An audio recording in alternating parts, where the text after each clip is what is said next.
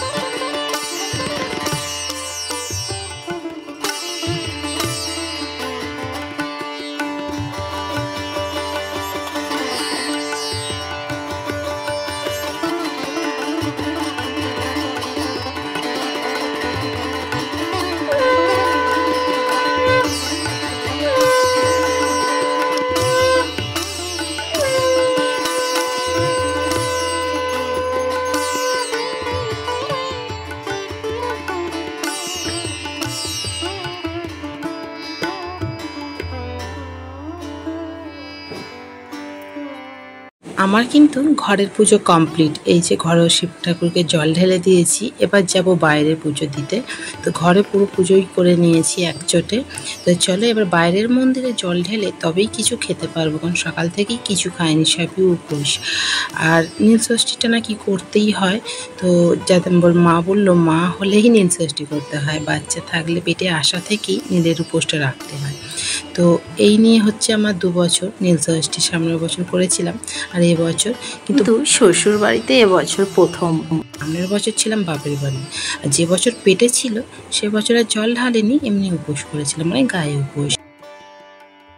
সকাল সকাল জলখাবার করে দিয়েছিল মা। তোমাদের দাদাভাই খেয়ে দিয়ে চলে গেছে অফিসে। আর এবারে আমরা তারপরে দুজনে স্নান টান করে নিয়ে চলে এসেছি মন্দিরে। বাবার মাথায় জল ঢেলে তবেই একটু জল খেতে পারবো, তাই বেশি বেলা গড়ায়নি। এখন মোটামুটি ওই 11:30 মতন বাজে, কি হ্যাঁ 11:30টাই হবে। তো চলো মেখে নিয়ে চলে এলাম মন্দিরে।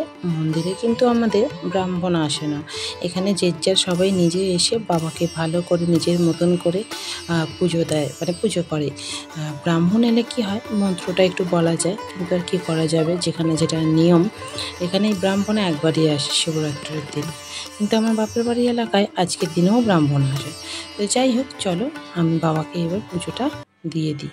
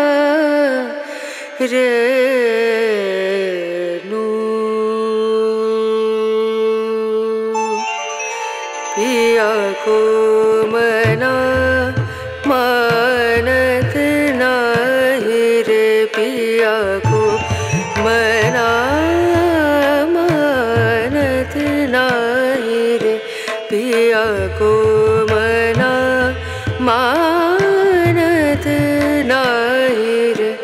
बिनती करते मैं तो हार गई बिनती करत में तो हार गई रे बिया गो मनानत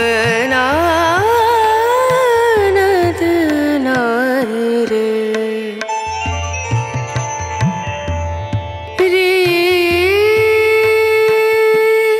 बिनती करूं पैया परूं, बिनती करूं पैया परूं, जाओ तो बिवारी वारी वारी रे। बिनती करत में तो हार गई। চলো আমার তো পুজো দেওয়া কমপ্লিট হয়ে গেছে। এরপরে মা পুজো দিচ্ছে। খুব বড় একটা অঘটন থেকে বেঁচে গেলাম। চুবড়িটা রেখে বাবার মাথায় জল ঢালছিলাম, আর তখনই এই যে মোমবাতিটা জ্বলছে, হাওয়াতে তাপটা এসে আর চুবড়িটা দেখো কতখানি, দেখতে বুঝতে পারছো কি জানি না, দেখো ভালো করে লক্ষ্য করো। এক সাইডে মা ফুল রেখেছে, কিন্তু এই সাইডে পুড়ে গেছে। ভাগ্য ভালো কাপড়টা ধরে যায়নি। আর ক্যামেরার ফোনটা ধরেছিল একটা ভাই, ও ঠিক মতন দেখাতে পারেনি, নাহলে তোমাদেরও দেখাতাম। তো যাই হোক, অঘটনের সময় আর ক্যামেরা করার কথা মাথায় থাকে না। তো যেটা হয়ে গেছে হয়ে গেছে, খুব অল্প উপর দিয়ে বেঁচে গেলাম।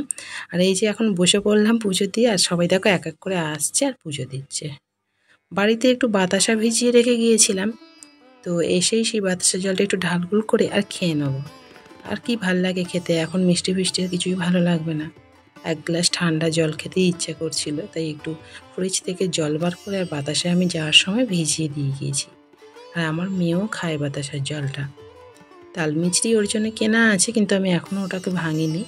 আমরা যখন বাতাসার জল খাই আমার মেয়েও খায়, তাই জন্য এখনও ও তাল মিছরিটা আর ভাঙা হয়নি।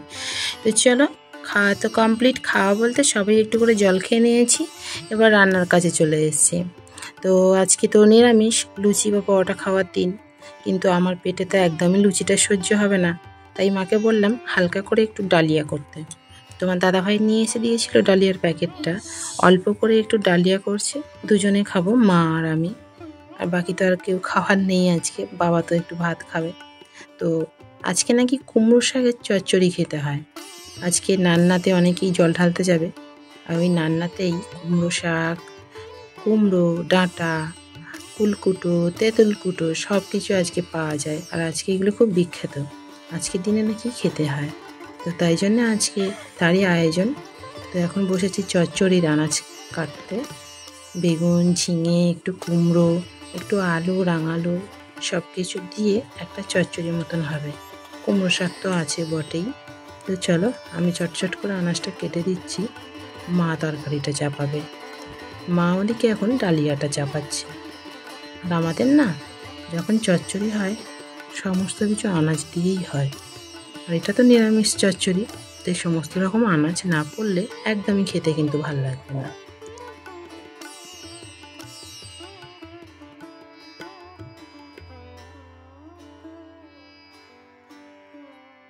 সমস্ত রকম আনাজই আমার কাটা কমপ্লিট। এরপর শুধু শাক কাটাটাই বাকি। কুমড়ো শাক না একটু আবার কাটতে দেরি হয়, যেহেতু কুমড়ো শাকের গায়ে রোয়া থাকে, তাই কাটতে একটু দেরি হয়। আর লাউ শাক কিন্তু খুব চটজলদি কাটা যায়। আর মাকে বলেছিলাম ডালিয়াতে কোনো রকম আনাজ না দিতে, যেহেতু শাক চচ্চড়ি হচ্ছে, অনেকটা আনাজ শাক চচ্চড়িতেই দেওয়া হচ্ছে, আলাদা করে ডালিয়াতে দিলে আর ভাল লাগবে না। তো এই যে ডাঁটা সব কেটে নিয়েছি, সব কিছু 3-4 রকমের আনাজও কাটা হয়ে গেছে। আর এদিকে মায়ের প্রায় ডালিয়াটা হয়েও এসছে। তো এরপরে মা শাকটা একটু সিদ্ধ বসিয়ে দেবে, নাহলে ডাঁটাগুলো আবার কচকচ করবে। অনেকগুলি পুরনো কাপড় ছিল, যেগুলো আর কাজে লাগবে না, অচল, একটু হালকা পাতলা ছিঁড়ে গেলে কি হয়, সেইগুলো আর ফেলে দিতে লাগে না। আমাদের এই গ্রাম সাইডে সেইগুলোও কাজে লেগে যায়। এই দেখো, সেই সব কাপড় চোপড় দিয়ে একটা বড় মানে কি বলবো, সেই লন্ড্রি ব্যাগ হয় না, ঠিক সেই প্যাটার্নের, ঝুড়ি মতন বলতে পারো, সেই একটা নিলাম। মেয়ের জামা কাপড় রাখতে সুবিধা হবে। এই যে এইটা দেখতে ভালো লাগছে না, বেশ লম্বা মতন, অনেকগুলি জামা কাপড় ধরবে, যেগুলো রাফ ইউজ করি। তো চলো, আমার যাকেও দেখাচ্ছিলাম যে জিনিসটা দেখতে কিরম লাগছে। আর আরও অনেক কিছু জিনিস পাওয়া যায়। এই যে যেটা দেখছো, এই সেম, খালি কালারটা আলাদা, ওটা বেগুনি কালার, এটা ছিল খয়েরি। এই দাদার কাছ থেকে প্রায়ই আমরা জিনিস কিনে থাকি, শাড়ির বদলে বালতি। এইগুলো সব না গ্রাম সাইডেই পাওয়া যায়। তো এই দেখো আর একটা জিনিস তোমাদের দেখাই। বাপের বাড়ি যাওয়ার আগে আমগুলো কত ছোট দেখে গিয়েছিলাম, আম দেখো কত তত্তার করে বড় হয়ে গেছে, টক ডাল খাওয়ার মতন হয়ে গেছে, বেশ বড় হয়ে গেছে, আর কদিন পরেই পেকে যাবে। এইগুলো কিন্তু আমাদের সিঁদুরে আম, যখন পাকবে তোমাদের দেখাবো। আর এতটা নিচে আম হয়েছে, আমার মেয়েও দেখো চটচল দিয়ে আম পাড়তে পারবে। আর আম গাছটা ছাদের দিকে হওয়ার কারণে না সব সময় আম গাছের পাতাগুলো ছাদের মধ্যে পুরো নোংরা হয়ে থাকে। তো যাই হোক, আমি কেচে নিয়ে চলে এসেছি, এবার এগুলো চটজলদি মিলে দেবো। আর প্রচুর খিদে পেয়েছে, সেই বাতাসার জল ছাড়া আর কিচ্ছু খাইনি। তো এগুলো শুকনো করতে দিয়ে নিচে যাবার পথে দেখলাম মায়ের চচ্চড়ি একেবারে কমপ্লিট। একটু নেড়ে দিচ্ছি, মা নিচের দিকে নেমেছে তো দেখে চচ্চড়িটা দেখেই লোভ লাগছে। আর আমার কুমড়োটা চিবোতে ভীষণ ভালো লাগে। এটা কিন্তু নিরামিষ চচ্চড়ি, দেখি কিরম লোভ লাগছে না? যারা চচ্চড়ি খেতে ভালোবাসে তাদের তো বেশি করে। এই যে ডালিয়া একেবারে রেডি, আর এদিকে চচ্চড়ি। চলো এবার নিয়ে খাওয়া যাক, প্রচুর খিদে পেয়েছে।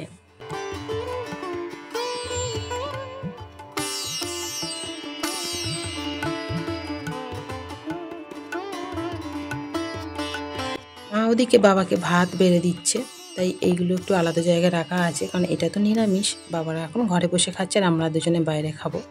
তো আমি টেবিলে বসে পড়েছি নিয়ে, আজকের আর নিচে খেতে মন চাইলো না, নিরামিষ টেবিলেই খেয়ে নিই। আর খুবই গরম, কিন্তু খুব খিদে পেয়েছে। আর ডাঁটা খেতে আমার সত্যিই খুব ভালো লাগে। ডালিয়াটা খেলে কি হয়, ভাতের অভাবটা পূরণ করে। আর আমার তো সেই কুকুরের পেটের মতন, জানো তো, বলে কুকুরের পেটে ঘি হজম হয় না, ঠিক সেরকম আমার একদম লুচিটা সহ্য হয় না, খেলেই গ্যাস হয়ে যায়। আমি ওই জন্য লুচিটা অ্যাভয়েড করি, পরোটাটাই বেশি খাই উপোস টুপোস করলে, সেও আবার একবার দুবার খেলে শরীরটা খারাপ লাগে। তাই জন্যই আজকে ডালিয়া করতে বললাম। তো মেয়েটার গালে একটু দিচ্ছি, ও একদমই খেতে চাইছে না। যাই হোক গে, আমি খেয়ে নিই। মাকে বললাম টেবিলের পাশে বসতে, মা আবার ক্যামেরা চলছে বলে লজ্জায় বসলো না, মা নিচেই খেতে বসে পড়েছে আর আমি ওপরে বসে পড়েছি।